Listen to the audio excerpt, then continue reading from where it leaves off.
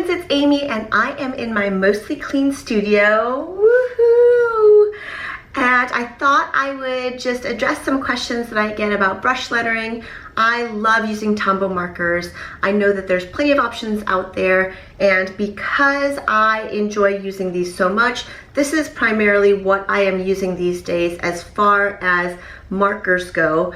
But I know that there's a lot of price points out there and a lot of you creating awesome stuff using different supplies. So I wanted to show you a few different marker sets. Of course, the Crayola set that I've seen a lot of people doing. I haven't tried this out too much myself. I've played with Jack's markers a little bit, but I thought I would show you how I made a little color swatch of these markers, as well as the UB brush pens. They are double-sided as well, 2 tips.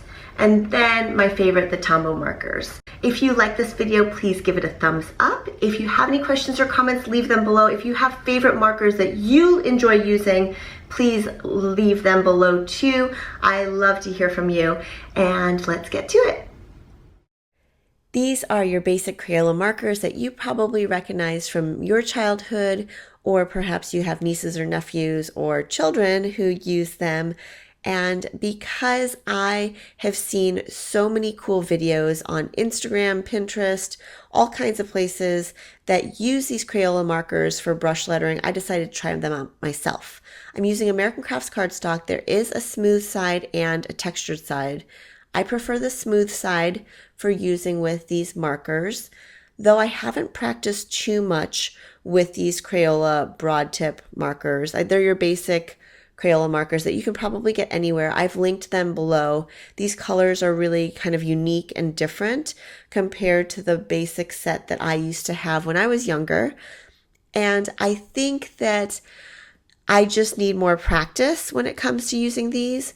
But for the most part, when I started playing around with Jack's markers, I realized that there is a finesse and art to it.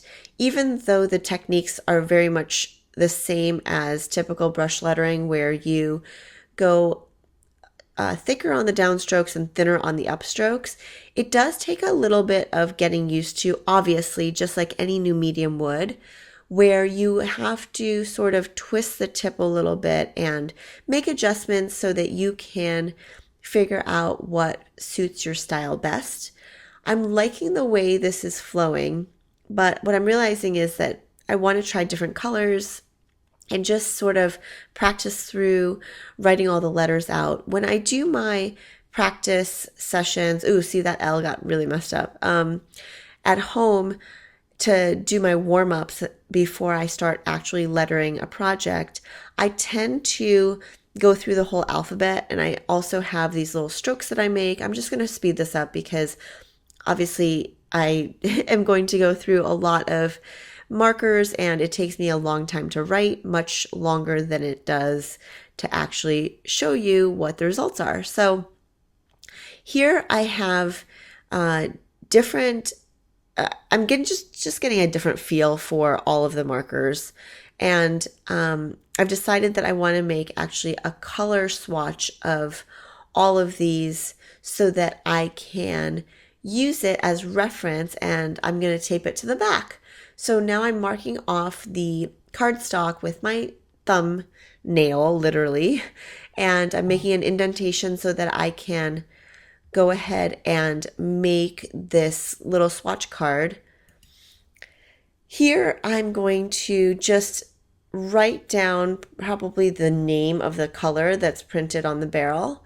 And that way I can have a reference and also practice my writing. Oh, so what I was starting to say earlier is that when I do my warm-up exercises, I do a variety of different things. And you can obviously do whatever feels comfortable for you to warm up before you do brush lettering. Sometimes I do admit that I dive right in, but I have found that practicing and warming up really helps with getting it right the first time. Oftentimes when I'm scripting a Motivational Monday quote or something for a client, I like to get my, hand and my muscle memory back so that I can get into the groove of writing what I need to write out.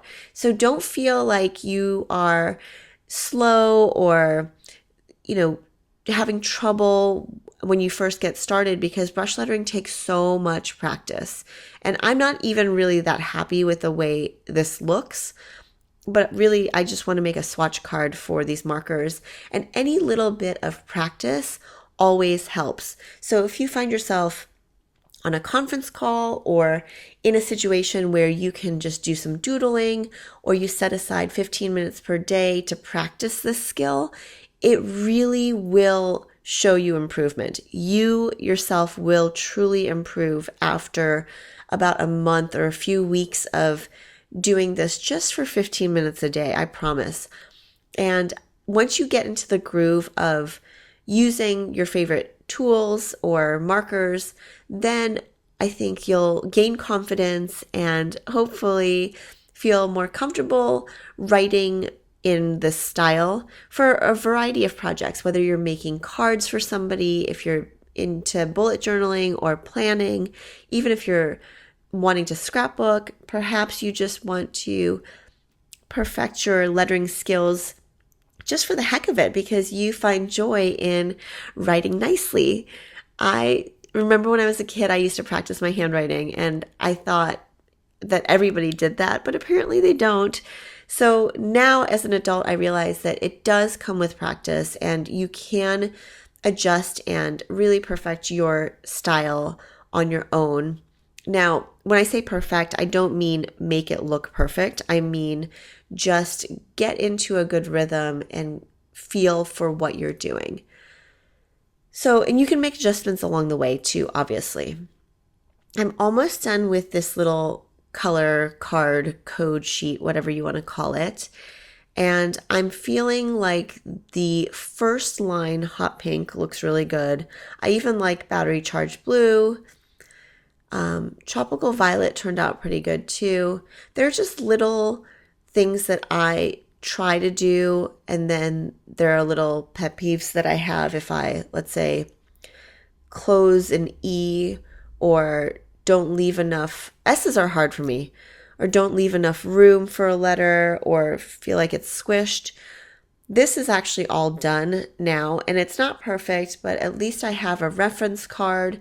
I was thinking about putting it just inside here, but that kind of defeats the purpose, so I'm just going to stick it on the back. Now you can see it on the back that it's printed with the swatches, but I find that it's so much better to write it out.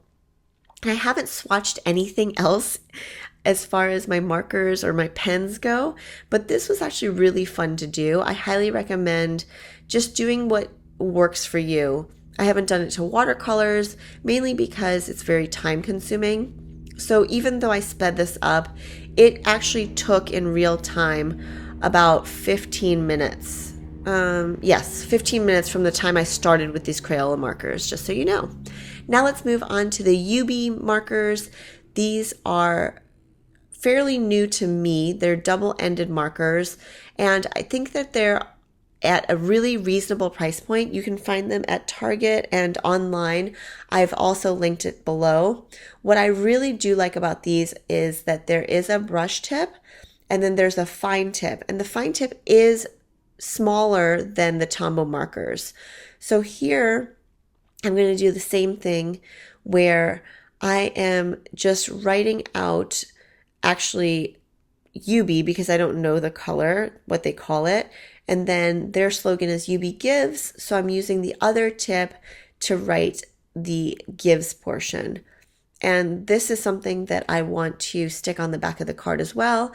And I thought it'd be fun to just do a little swatch there at the end, mainly because I have the room on the sheet of paper.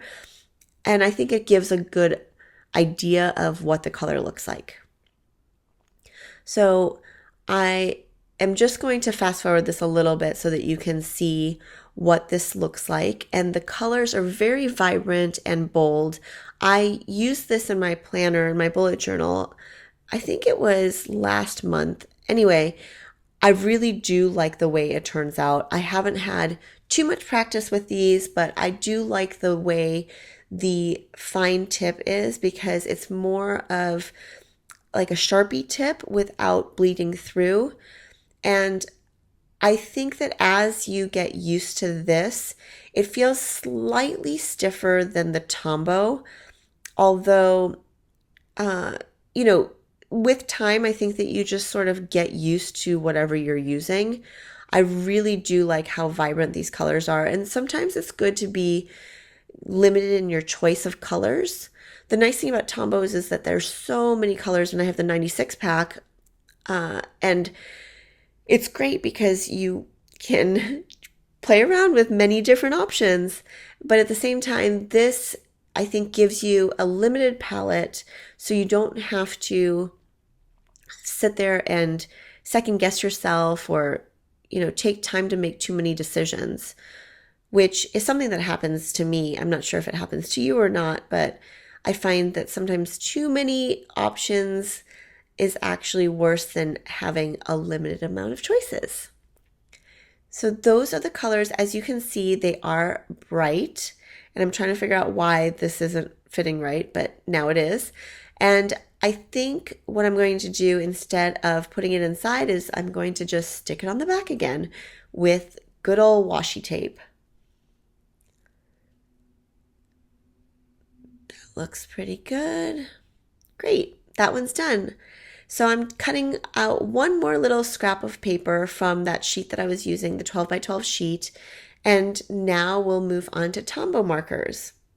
Now these are, like I said before, the ones that I've been using, and this pack is something that I've had for quite some time, and what I'm really impressed with is that these have been sitting in my studio or my collection of markers for probably over 2 or 3 years, and I didn't even realize that they were there until I started doing a studio clean out.